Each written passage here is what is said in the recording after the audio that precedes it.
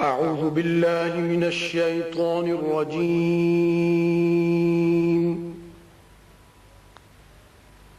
بسم الله الرحمن الرحيم.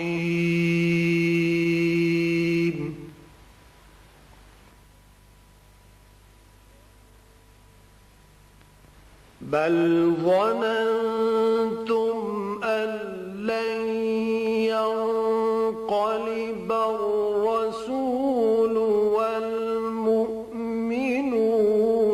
إلى أهليهم أبدا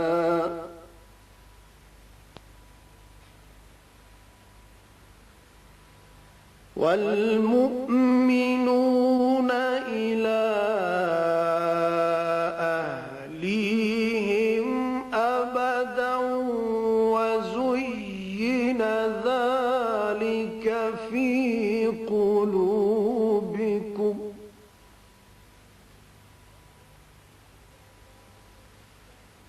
وزين ذلك في قلوبكم وظننتم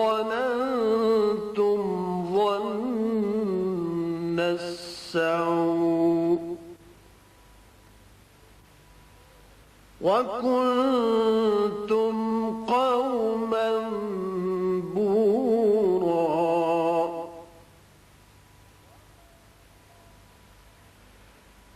ومن لم يؤمن بالله ورسوله فإنا أعتدنا للكافرين سعيرا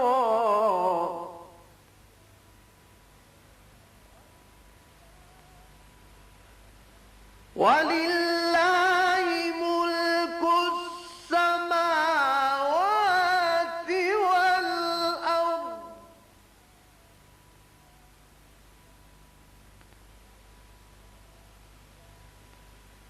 يغفر لمن يشاء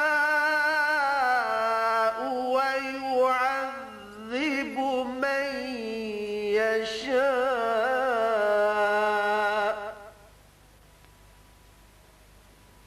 وكان الله غفورا رحيما.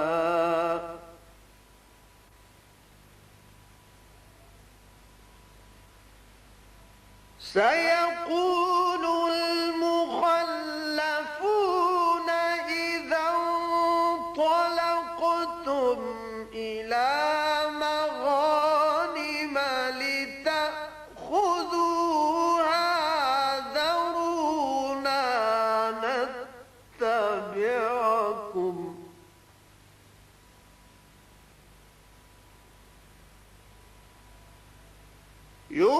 يريدون أن يبدلوا كلام الله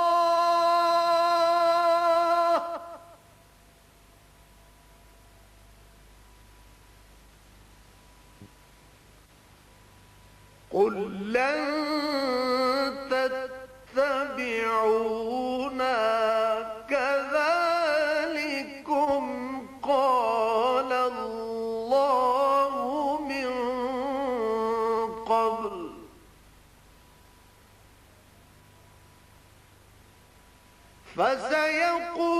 فسيقولون بل تحسدوننا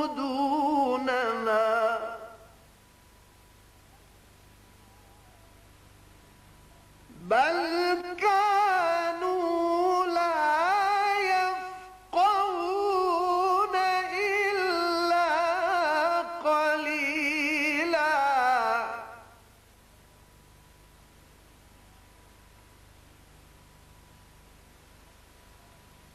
قل للمخلفين من الأعراب ستدعون إلى قوم أولي بأس شديد تقاتلونهم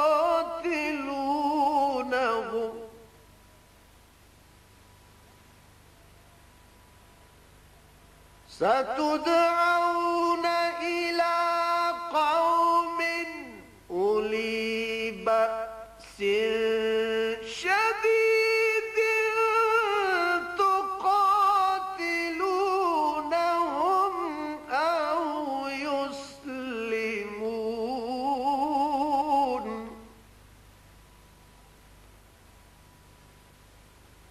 فإن تطيعوا يؤتكم الله أجرا حسنا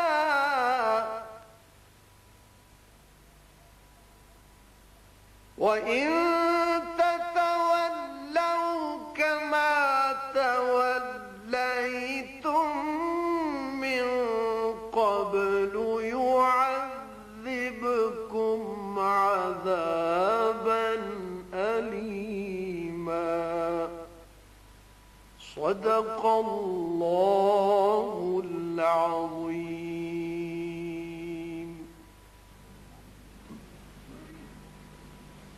بات یہ ہے کہ تم لوگ یہ سمجھ بیٹھے تھے کہ پیغمبر اور مومن اپنے اہل و عیال میں کبھی لوٹ کر آنے ہی کے نہیں، اور یہی بات تمہارے دلوں کو اچھی معلوم ہوئی اور اسی وجہ سے تم نے برے برے خیال کیے اور آخر کار تم ہلاکت میں پڑ گئے. اور جو شخص خدا پر اور اس کے پیغمبر پر ایمان نہ لائے تو ہم نے ایسے کافروں کے لیے آگ تیار کر رکھی ہے.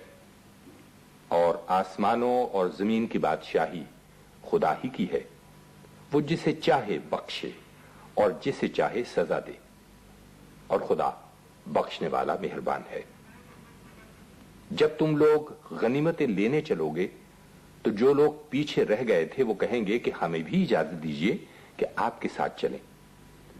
یہ چاہتے ہیں کہ خدا کے قول کو بدل دیں. کہہ دو کہ تم ہرگز ہمارے ساتھ نہیں چل سکتے، اسی طرح خدا نے پہلے سے فرمایا ہے. پھر کہیں گے نہیں، تم تو ہم سے حسد کرتے ہو. بات یہ ہے کہ یہ لوگ سمجھتے ہی نہیں مگر بہت کم. جو گمار پیچھے رہ گئے تھے ان سے کہہ دو تم جلد ایک سخت جنگجو قوم کے ساتھ لڑائی کے لیے بلائے جاؤ گے. ان سے تم یا تو جنگ کرتے رہو گے یا وہ اسلام لے آئیں گے. اگر تم حکم مانو گے تو خدا تم کو اچھا بدلہ دے گا، اور اگر منہ پھیر لو گے جیسے پہلی دفعہ پھیرا تھا تو وہ تم کو بری تکلیف کی سزا دے گا.